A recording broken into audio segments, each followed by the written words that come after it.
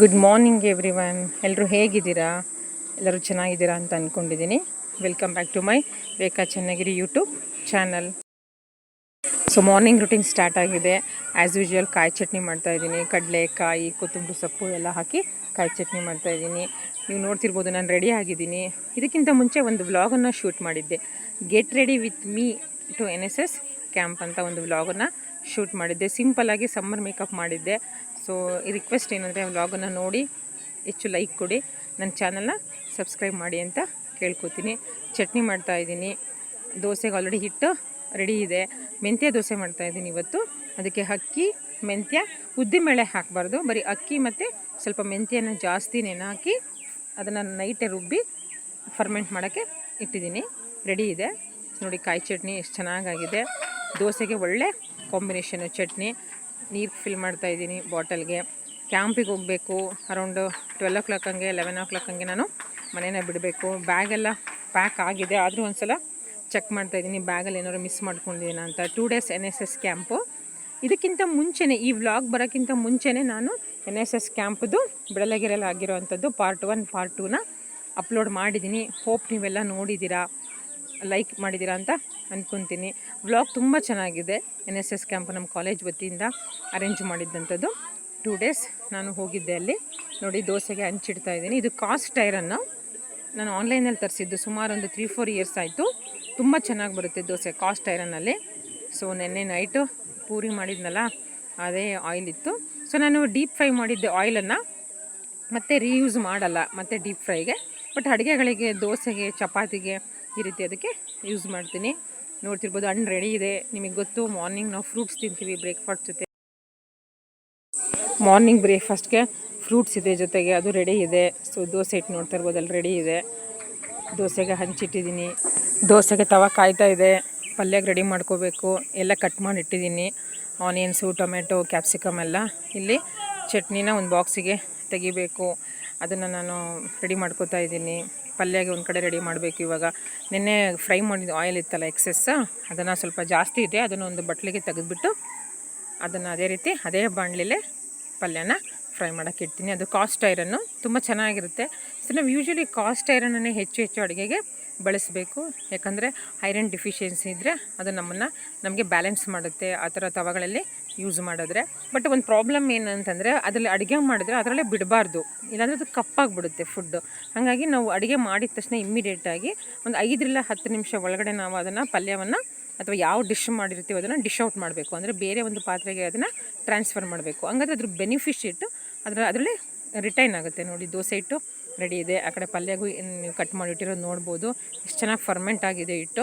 ಇವಾಗ ಅದಕ್ಕೆ ಸ್ವಲ್ಪ ಉಪ್ಪು, ಸೋಡಾ, ಸ್ವಲ್ಪ ನೀರನ್ನು ಜಾಸ್ತಿ ಹಾಕಿ ನಾನು ದೋಸೆಯನ್ನು ಮಾಡ್ತೀನಿ. ಸ್ವಲ್ಪ ಸೆಟ್ ದೋಸೆ ಟೈಪು ನಾನು ದೋಸೆಯನ್ನು ಮಾಡ್ತಾಯಿದ್ದೀನಿ. ನೋಡಿ, ಈಗ ಬಾಂಡಿ ರೆಡಿ ಇದೆ.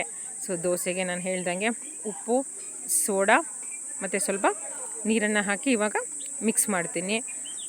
ವೀಕ್ಷಕರೇ, ನಾನು ಹೊಸದಾಗಿ ಈ ಯೂಟ್ಯೂಬ್ ಚಾನಲನ್ನು ಸ್ಟಾರ್ಟ್ ಮಾಡಿರೋದ್ರಿಂದ ಹೆಚ್ಚು ಸಬ್ಸ್ಕ್ರೈಬ್ ಮಾಡಿ ಅಂತ ನಾನು ಈ ವಿಡಿಯೋ ಮುಖಾಂತರ ಕೇಳ್ಕೊತೀನಿ. ನಾನು NSS ವ್ಲಾಗನ್ನು ದಯವಿಟ್ಟು ಹೋಗಿ ಪಾರ್ಟ್ 1 ಮತ್ತು ಪಾರ್ಟ್ 2 ನೋಡಿ. ಯಾರಿಗೆ NSS ಅಂದರೆ ಏನು, ಆ ಶಿಬಿರಗಳು ಯಾವ ರೀತಿ ನಡೆಯುತ್ತೆ ಅನ್ನೋದು ನಿಮಗೆ ಆ ವ್ಲಾಗನ್ನು ನೋಡಿದರೆ ಗೊತ್ತಾಗುತ್ತೆ. ನೋಡಿ, ಹಂಚು ಕಾದಿದೆ. ಅದನ್ನು ಒಂದು ಹಸಿ ಬಟ್ಟೆಯಿಂದ ನೀಟಾಗಿ ವೈಪ್ ಮಾಡ್ತಾಯಿದ್ದೀನಿ. ಆಲ್ರೆಡಿ ವಾಶ್ ಮಾಡಿದ್ದೀನಿ. ಸ್ವಲ್ಪ ಆಯಿಲ್ ಹಚ್ಬಿಟ್ಟು ಅದನ್ನು ವೈಪ್ ಮಾಡ್ತಾಯಿದ್ದೀನಿ. ಇಲ್ಲಿ ನೋಡಿ, ದೋಸೆ ಹಿಟ್ಟನ್ನು ಚೆನ್ನಾಗಿ ವಿಸ್ಕ್ ಮಾಡ್ಕೊತಾ ಇದ್ದೀನಿ. ಸ್ವಲ್ಪ ತಿನ್ನಾಗಿ ಅದನ್ನು ಮಾಡ್ಕೊತಾ ಇದ್ದೀನಿ. ಸ್ವಲ್ಪ ಫಿಲ್ಟ್ರ್ ವಾಟರ್ ತೊಗೊಂಡು ಅದನ್ನು ನೀಟಾಗಿ ಕನ್ಸಿಸ್ಟೆನ್ಸಿ ಎಷ್ಟು ಬೇಕೋ ಅಷ್ಟಕ್ಕೆ ಅಡ್ಜಸ್ಟ್ ಮಾಡ್ಕೊತೀನಿ. ಹಂಚು ಕಾಯ್ತಾ ಇದೆ. ಮಕ್ಕಳು ತಿಂಡಿಗೆ ರೆಡಿಯಾಗಿದ್ದಾರೆ. ನಾನು ಹೋಗಬೇಕು. ನೈಟಿಗೆ ಒಂದು ಸ್ವಲ್ಪ ಅಡುಗೆನೂ ನಾನು ರೆಡಿ ಮಾಡಬೇಕು. ಇನ್ನೂ ಒಂದು ಸ್ವಲ್ಪ. ನೋಡಿ, ಚೆನ್ನಾಗಿ ವಿಸ್ಕ್ ಮಾಡ್ತಾಯಿದ್ದೀನಿ. ಈ ರೀತಿ ನಿಧಾನಕ್ಕೆ ಅದನ್ನು ಮಿಕ್ಸ್ ಮಾಡಬೇಕು. ಯಾಕಂದರೆ ಅದು ಉದ್ದಿನಬೇಳೆ ಹಾಕಿರಲ್ವಲ್ಲ, ತುಂಬ ಇಟ್ಟು ಉಬ್ಬಿ ಬರಲ್ಲ. ಅಂದರೆ ಜಾಸ್ತಿ ಫರ್ಮೆಂಟಾಗಿ ಬಬಲ್ಸ್ ಥರ ಬರಲ್ಲ. ಹಾಗಾಗಿ ನೋಡಿಕೊಂಡು ಅದಕ್ಕೆ ನೀರು ಹಾಕಿ ಕನ್ಸಿಸ್ಟೆನ್ಸಿನ ಅಡ್ಜಸ್ಟ್ ಮಾಡ್ಕೋಬೇಕು.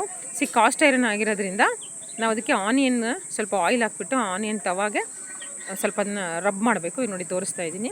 ಸ್ವಲ್ಪ ಆಯಿಲ್ ಹಾಕ್ಬಿಟ್ಟು ನೋಡಿ, ಈರುಳ್ಳಿ ಇಲ್ಲದೆ ಅದನ್ನು ಚೆನ್ನಾಗಿ ರಬ್ ಮಾಡ್ತಾಯಿದ್ದೀನಿ.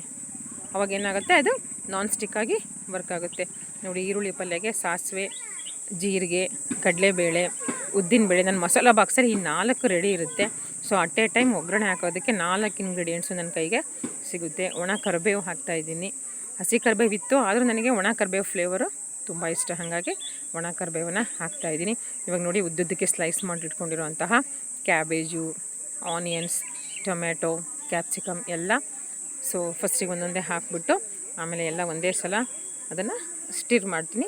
ಸ್ವಲ್ಪ ಉಪ್ಪು, ಸ್ವಲ್ಪ ಅರಿಶಿನ, ಸ್ವಲ್ಪ ಖಾರ ಪುಡಿ ಹಾಕಿ ಚೆನ್ನಾಗಿ ಅದನ್ನು ಸ್ಟಿರ್ ಮಾಡಿಬಿಟ್ಟು ಆಮೇಲೆ ಸವಿಯಲು ಸಿದ್ಧ ಆಗುತ್ತೆ ನಮ್ಮದು ಆನಿಯನ್ ಪಲ್ಯ. ನೋಡಿ ತುಂಬ ಈಸಿ ವೀಕ್ಷಕರೇ ಆನಿಯನ್ ಪಲ್ಯ ಮಾಡೋದು. ಉದ್ದುದ್ದಕ್ಕೆ ಸ್ಲೈಸ್ ಮಾಡಿಕೊಂಡು ಆನಿಯನ್ನ ಸ್ವಲ್ಪ ಟೊಮೆಟೊ, ಕೊತ್ತಂಬರಿ ಸೊಪ್ಪು, ಹಸಿಮೆಣಸಿನ್ಕಾಯಿ ಇಲ್ಲ ಖಾರದ ಪುಡಿ, ಉಪ್ಪು ಹಾಕಿ ಚೆನ್ನಾಗಿ ಎಣ್ಣೆಲಿ ಫ್ರೈ ಮಾಡಿಬಿಟ್ರೆ ಬಿಸಿ ಬಿಸಿ ಆನಿಯನ್ ಪಲ್ಯ ತಿನ್ನೋಕ್ಕೆ ತುಂಬ ಚೆನ್ನಾಗಿರುತ್ತೆ. ಯಾವಾಗಲೂ ಪೊಟೊಟೊ ಪಲ್ಯ, ಆಲೂಗಡ್ಡೆ ಪಲ್ಯ ತಿಂದು ಬೇಜಾರಾಗಿದ್ದರೆ, ಈ ಬಾಂಬೆ ಸಾಗೆಲ್ಲ ತಿಂದು ಬೇಜಾರಾಗಿದ್ದರೆ ಫಾರ್ ಎ ಚೇಂಜ್ ಚಟ್ನಿ ಜೊತೆ ಈ ರೀತಿ ಈರುಳ್ಳಿ ಪಲ್ಯ ಮಾಡಿಕೊಂಡ್ರೆ ತುಂಬ ಚೆನ್ನಾಗಿರುತ್ತೆ. ಹೆಲ್ತಿಗೂ ತುಂಬ ಒಳ್ಳೆಯದು. ಗ್ಯಾಸ್ ನೋಡ್ತಿರ್ಬೋದು, ಸ್ವಲ್ಪ ಹೈ ಫ್ಲೇಮಲ್ಲಿ ಇಟ್ಟಿದ್ದೀನಿ. ಬಿಕಾಸ್ ಯಾಕಂದರೆ ತುಂಬ ಲೇಟಾಗಿದೆ, ತಿಂಡಿಗೆ ಮಕ್ಕಳು ಕೂತಿದ್ದಾರೆ, ಮನೆಯವ್ರು ಕೂತಿದ್ದಾರೆ, ಚಟ್ನಿ ರೆಡಿ ಇದೆ, ದೋಸೆ ಹಂಚು ಕಾದಿದೆ, ಈಗ ದೋಸೆ ಒಯ್ಯಬೇಕು. ಹಾಗಾಗಿ ಸೊ ನಾನು ಹೇಳ್ತಾ ಇದ್ದೆ ಅಲ್ವಾ, ಈರುಳ್ಳಿ ಪಲ್ಯ ಹೆಲ್ತ್ಗೆ ತುಂಬ ಒಳ್ಳೆಯದು. ಕೆಲವೊಬ್ಬರು ಆಲೂಗಡ್ಡೆ ತಿನ್ನಲ್ಲ, ಸೊ ಅಂಥವ್ರಿಗೆ ತುಂಬ ಚೆನ್ನಾಗಿರುತ್ತೆ. ಸೊ ಆಲೂಗಡ್ಡೆ ಪಲ್ಯ ತಿನ್ನೋರಿಗೆ ಇದೇ ಒಗ್ಗರಣೆಗೆ ಆಲೂಗಡ್ಡೆನ ಬೇಯಿಸಿ ಸ್ಮ್ಯಾಶ್ ಮಾಡಿ ಹಾಕೊಂಡ್ಬಿಟ್ರೆ ತುಂಬ ಚೆನ್ನಾಗಿ ಟೇಸ್ಟ್ ಇರುತ್ತೆ. ಕೆಲವರಿಗೆ ಬರೀ ಈರುಳ್ಳಿ ಪಲ್ಯ ತಿನ್ನೋಕ್ಕೂ ಬೇಜಾರು, ಅಂಥವರು ಇದೇ ಮಿಕ್ಸ್ಚರ್ಗೆ ಒಗ್ಗರಣೆಗೆ ಆಲೂಗಡ್ಡೆ ಹಾಕೊಂಡ್ಬಿಟ್ರೆ ಆಲೂಗಡ್ಡೆ ಪಲ್ಯ ರೆಡಿ. ಸ್ವಲ್ಪ ಒಗ್ಗರಣೆ ತೆಗೆದಿಟ್ಕೊಂಡು ಅದನ್ನು ಆಲೂಗಡ್ಡೆ ಪಲ್ಯ ಮಕ್ಕಳಿಗೆ ಮಾಡಿಕೊಡ್ಬೋದು. ಸೊ ನೋಡಿ ಆ ಕಡೆ ಹಂಚು ರೆಡಿ ಇದೆ. ಪಲ್ಯ ಎಷ್ಟು ಶೈನಿಯಾಗಿ ಕಲರ್ಫುಲ್ಲಾಗಿ ತುಂಬ ಚೆನ್ನಾಗಿ ಕಾಣ್ತಾ ಇದೆ. ಇದಕ್ಕೆ ಸ್ವಲ್ಪ ಪನ್ನೀರು, ಗರಂ ಮಸಾಲೆ ಹಾಕ್ಕೊಂಡು ಬ್ರೆಡ್ ಟೋಸ್ಟ್ ಮಾಡ್ಕೊಂಡು ತಿಂದರೆ ಸಖತ್ತಾಗಿರುತ್ತೆ. ಸೊ ಅದನ್ನು ಒಂದ್ಸಲ ಟ್ರೈ ಮಾಡಿ ರೆಸಿಪಿನ ನಾನು ನಿಮಗೆ ತೋರಿಸ್ಕೊಡ್ತೀನಿ. ನೋಡಿ ವೀಕ್ಷಕರೇ, ಗ್ಯಾಸ್ ಶಾರ್ಟೇಜ್ ಇದೆ. ನಾವು ಆದಷ್ಟು ಹುಷಾರಾಗಿ ಹೊರಗಡೆ ಹೋಟ್ಲಲ್ಲಿ ತಿನ್ನೋದನ್ನು ಅವಾಯ್ಡ್ ಮಾಡಿ ಮನೇಲೇ ರುಚಿಯಾದ ಅಡುಗೆಯನ್ನು ಮಕ್ಕಳಿಗೆ, ಮನೆಯವ್ರಿಗೆ ಮಾಡಿಕೊಟ್ರೆ ಎಷ್ಟು ಚೆನ್ನಾಗಿರುತ್ತಲ್ವ. ನೋಡಿ ಎಷ್ಟು ಕಲರ್ಫುಲ್ಲಾಗಿ ಟ್ರಿಕಲರ್ ಥರ ಕಾಣಿಸ್ತಾ ಇದೆ. ಎಲ್ಲೋ ರೆಡ್, ಗ್ರೀನ್, ಕ್ಯಾಪ್ಸಿಕಮ್ ತುಂಬ ಚೆನ್ನಾಗಿ ಕಾಣ್ತಾ ಇದೆ. ಇದು ಐರನ್ ತವ ಆಗಿರೋದ್ರಿಂದ ಬೇಗನೆ ಫ್ರೈ ಆಗುತ್ತೆ. ಸೊ ಸೈಮಲ್ಟೇನಿಯಸ್ಲಾಗಿ ಕೆಲಸಗಳು ನಡೀತಾ ಇದೆ. ನಾನು ಪಲ್ಯನ ಮಾಡ್ತಾಯಿದ್ದೀನಿ, ಮಕ್ಕಳು ರೆಡಿಯಾಗಿ ಕೂತಿದ್ದಾರೆ. ತೋರಿಸ್ತೀನಿ ನೆಕ್ಸ್ಟು, ನೋಡ್ತಾಯಿರಿ. ಇವಾಗ ಬನ್ನಿ, ಪಲ್ಯ ರೆಡಿ ಆಗ್ತಾಯಿದೆ. ಪಲ್ಯ ಜೊತೆ ಸವಿಯೋದಕ್ಕೆ ದೋಸೆನ ಹಾಕೋದಕ್ಕೆ ಸ್ಟಾರ್ಟ್ ಮಾಡೋಣ. ನೋಡಿ ದೋಸೆ ಎಷ್ಟು ಚೆನ್ನಾಗಿ ಬಂದಿದೆ, ಕ್ಲಿಪ್ಪಿಂಗ್ಸ್ ಮಿಸ್ ಆಗಿಬಿಟ್ಟಿದೆ. ಈ ಕಡೆ ಪಲ್ಯ ರೆಡಿ ಇದೆ, ಈ ಕಡೆ ಆಲ್ರೆಡಿ ಪೂಜೆ ಸ್ಟಾರ್ಟ್ ಆಗಿದೆ, ಪೂಜೆ ಮಾಡಿದ್ದಾರೆ. ಸೊ ದೇವರಿಗೆ ನೈವೇದ್ಯವನ್ನು ಮಾಡ್ತಾರೆ. ನಮ್ಮ ಚಿಕ್ಕವಳು ಹಿಮ ಪೂಜೆ ಮಾಡಿದ್ದಾಳೆ. ಸೊ ನೋಡಿ ಪೂಜೆ ಮಾಡ್ಕೊಂಡು ಬರ್ತಾ ಇದ್ದಾಳೆ. ಯೂಶ್ವಲಿ ರಜೆ ಅಲ್ವಾ, ಸ್ಕೂಲ್ ಇರಲಿ ರಜೆ ಇರಲಿ, ಮಕ್ಳ ಹತ್ರನೇ ನಾವು ಆದಷ್ಟು ಪೂಜೆಯನ್ನು ಮಾಡಿಸೋದು. ನೋಡಿ ವಿಡಿಯೋ ಶೂಟ್ ಮಾಡ್ತಾಯಿದ್ದೀನಿ. ಸೊ ಇವಾಗ ಪ್ಲೇಟ್ಗೆ ಸರ್ವ್ ಮಾಡೋಣ ಅಂತ ಹಾಕ್ಕೊಡ್ತಾಯಿದ್ದೀನಿ. ಸೊ ಮನೆಯವ್ರಿಗೆ ಹಾಕ್ಕೊಡ್ತಾಯಿದ್ದೀನಿ. ನೋಡಿ ಪಲ್ಯ ಹಾಕ್ಕೊಡ್ತಾಯಿದ್ದೀನಿ. ಸೊ ಅದನ್ನು ಟ್ರಾನ್ಸ್ಫರ್ ಮಾಡಿಲ್ಲ ಬೇರೆ ಪಾತ್ರೆಗೆ. ಈಗ ಫಸ್ಟ್ ದೋಸೆನ ಅವ್ರಿಗೇ ಟೇಸ್ಟಿಗೆ ಹಾಕ್ಕೊಡ್ತಾಯಿದ್ದೀನಿ. ನಾನು ಅಲ್ಲಿ ಪೂಜೆ ಮಾಡೋ ಶೂಟ್ ಮಾಡೋಕ್ಕೆ ಹೋದೆ, ಸ್ವಲ್ಪ ವಾಲ್ಯೂಮ್ ಕಡಿಮೆ ಮಾಡಿಬಿಟ್ಟು ಇದು ಗ್ಯಾಸ್ದು ಸ್ವಲ್ಪ ಗಟ್ಟಿಯಾಗಿಬಿಟ್ಟಿದೆ. ನಮ್ಮ ಮನೆಯವ್ರು ಹೇಳ್ತಾಯಿದ್ರು ಸ್ವಲ್ಪ ಗಟ್ಟಿಯಾಗಿದೆ. ಸೊ ನೆಕ್ಸ್ಟ್ ದೋಸೆ ನನಗೊಂದು ಸ್ವಲ್ಪ ಸ್ಮೂತಾಗಿ ಮಾಡಿಕೊಡು ಅಂತ ಹೇಳ್ತಾಯಿದ್ರು. ಓಕೆ ಅಂತಂದ್ಬಿಟ್ಟು ನೆಕ್ಸ್ಟ್ ದೋಸೆನ ಮಾಡೋಕ್ಕೆ ನಾನು ಇವಾಗ ಬಂದಿದ್ದೀನಿ. ಚಿಕ್ಕವಳು ಬಂದಿದ್ದಾಳೆ ತಿಂಡಿಗೆ. ಸೊ ಅವಳಿಗೆ ಇವಾಗ ಸರ್ವ್ ಮಾಡಿಕೊಡ್ಬೇಕು. ಬನ್ನಿ ಯಾವ ರೀತಿ ದೋಸೆ ಮಾಡೋದು ಅಂತ, ನಾನು ಯಾವ ರೀತಿ ಮಾಡೋದು ಅಂತ ತೋರಿಸ್ಕೊಡ್ತೀನಿ. ಇದು ಮೆಂತ್ಯ ದೋಸೆ, ನಾರ್ಮಲ್ ದೋಸೆ ಅಲ್ಲ, ಮೆಂತ್ಯ ದೋಸೆ. ನೀವು ಎಷ್ಟೇ ಕ್ರಿಸ್ಪಾಗಿ ಮಾಡಿದ್ರೂ ಇದು ಸ್ವಲ್ಪ ಸ್ಮೂತಾಗಿ ಬರುತ್ತೆ. ತಿನ್ನೋಕ್ಕೆ ತುಂಬ ಚೆನ್ನಾಗಿರುತ್ತೆ. ಮಕ್ಕಳಿಗೆ, ವಯಸ್ಸಾದವ್ರಿಗೆ ನೋಡಿ ಇಷ್ಟು ತಿನ್ನಾಗಿ ನಾನು ದೋಸೆ ಮಾಡಿದ್ರೂ ಇದು ಕ್ರಿಸ್ಪಿಯಾಗಿ ಬರೋಲ್ಲ, ತುಂಬ ಸ್ಮೂತಾಗಿ ಬರುತ್ತೆ. ನಿಮಗೆ ಇದು ಎಕ್ಸ್ಪೀರಿಯೆನ್ಸ್ ಆಗಬೇಕು ಅಂದರೆ ಒಂದು ಸಲ ಮನೆಯಲ್ಲಿ ನೀವು ಇದನ್ನು ಟ್ರೈ ಮಾಡಲೇಬೇಕು. 1 ಕಪ್ ಅಳತೆ ಅಕ್ಕಿಗೆ 1 ಸ್ಪೂನ್ ಮೆಂತ್ಯ ಹಾಕಬೇಕು, ಆವಾಗಷ್ಟೇ ಅದು ಸ್ಮೂತಾಗಿ ಘಮ ಅಂತ ಇರುತ್ತೆ. ಮನೆಯೆಲ್ಲ ಮೆಂತ್ಯ ದೋಸೆ ಮಾಡಬೇಕಾದ್ರೆ ನೋಡಿ ಎಷ್ಟು ಚೆನ್ನಾಗಿ ಸ್ಮೂತಾಗಿ ತಿನ್ನಾಗಿ ನೀವು ನೋಡ್ತಾ ಇರ್ಬೋದು. ಬಬಲ್ಸ್ ಎಷ್ಟು ಚೆನ್ನಾಗಿ ಬಂದಿದೆ. ನೀವು ಹೇಳ್ಬೋದು, ಅನ್ಕೋಬೋದು ಇಷ್ಟು ತೆಳುವಾಗಿದೆ, ಇದು ಕ್ರಿಸ್ಪಿಯಾಗಿ ಬರಲ್ವಂತ. ಇಲ್ಲ, ಖಂಡಿತ ಕ್ರಿಸ್ಪಿಯಾಗಿ ಬರಲ್ಲ. ರಿವ್ಯೂವರ್ಸ್ ನೋಡಿ, ನಮ್ಮನೆ ರಿವ್ಯೂವರ್ಸು ನಮ್ಮ ಹಸ್ಬೆಂಡು ಮತ್ತು ನನ್ನ ಮಗಳು ಬ್ರೇಕ್ಫಾಸ್ಟ್ಗೆ ಕೂತಿದ್ದಾರೆ, ತಿಂಡಿ ತಿಂತಾ ಇದ್ದಾರೆ. ನಾವು ಯೂಶ್ವಲಿ ಬ್ರೇಕ್ಫಾಸ್ಟು ಮನೇಲಿ ಎಲ್ಲರೂ ಇದ್ರ ಜೊತೆಗೆ ಮಾಡೋದು. ನಾವು ಟಿ ವಿ ನೋಡಿಕೊಂಡು, ಮೊಬೈಲ್ ನೋಡಿಕೊಂಡು, ಒಬ್ಬೊಬ್ಬರು ಒಂದೊಂದು ಕಡೆ ಕೂತ್ಕೊಂಡು ತಿಂಡಿ ತಿನ್ನಲ್ಲ.